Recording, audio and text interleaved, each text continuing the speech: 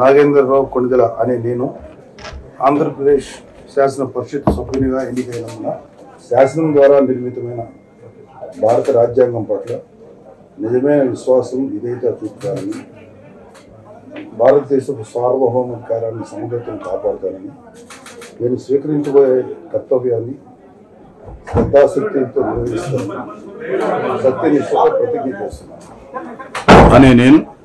ఆంధ్రప్రదేశ్ శాసన పరిషత్ సభ్యుడినైన నాగేంద్రరావు అనే నేను పరిషత్తు నియమాలు కట్టుబడి ఉంటానని, వాటిని అనుసరిస్తానని, పరిషత్తు మర్యాదలను పాటిస్తానని, సాంప్రదాయాలను గౌరవిస్తానని సత్యనిష్టతో ప్రతిజ్ఞ చేస్తున్నాను.